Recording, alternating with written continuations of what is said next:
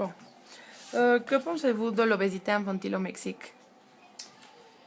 Ce que j'en pense, c'est que c'est une situation qui est préoccupante parce que on atteint des proportions qui sont chaque année en augmentation et que c'est effectivement un problème qu'il faudrait.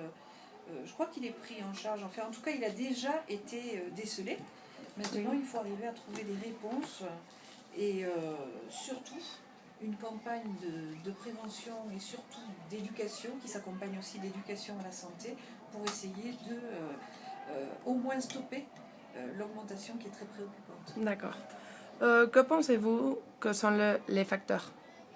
Les facteurs de risque de l'obésité infantile sur le Mexique sont essentiellement des facteurs nutritionnels. Il y a quelques facteurs, on va dire génétiques, une prédisposition génétique, mais qui n'est pas plus élevée qu'ailleurs.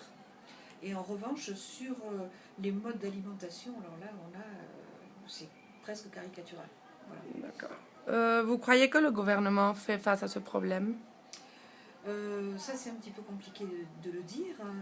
Je sais qu'il existe des campagnes d'information.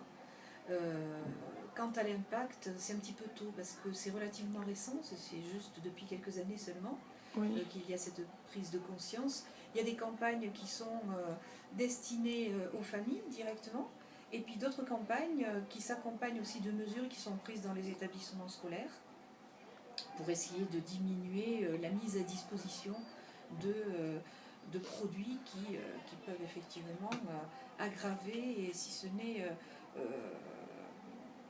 créer des problèmes d'obésité. Oui. Oui, d'accord. Que pensez-vous du Mexique par rapport à la France? Sur le plan nutritionnel, Oui. je crois qu'il y a deux thèmes généraux. Il y a d'un côté ce qu'on pourrait appeler la gastronomie, Oui. aussi bien française et mexicaine, qui sont parmi les plus renommées au monde, avec raison d'ailleurs, parce qu'elles sont à la fois variées, très riches, pas seulement sur le plan calorique, sur le plan culinaire, sur le plan gastronomique, et puis avec une histoire très très ancienne. Et puis ensuite, il y a les habitudes alimentaires qui concernent la majorité de la population du Mexique, alors que la gastronomie va s'adresser à une petite minorité seulement. Voilà. Et en revanche, pardon, j'ai pas répondu à la question, la différence entre la France et le Mexique. L'éducation à la santé existe en France depuis plusieurs décennies. Au Mexique, c'est quelque chose qui est relativement récent. La modification des habitudes alimentaires sur la majorité des Mexicains est relativement récente. Et donc, il est normal qu'il y ait une telle différence.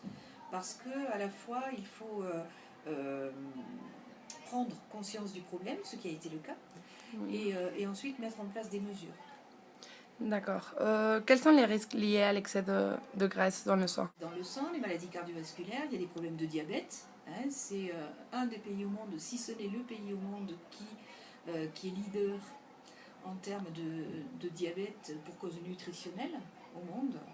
Probablement parce que dans l'alimentation, il y a aussi une habitude de consommation de soda, voilà, qui sont très très riches en sucre et qui viennent accentuer ce problème-là. On a à la fois les graisses par l'alimentation rapide et puis des habitudes alimentaires qui sont un petit peu anciennes aussi, et le sucre qui vient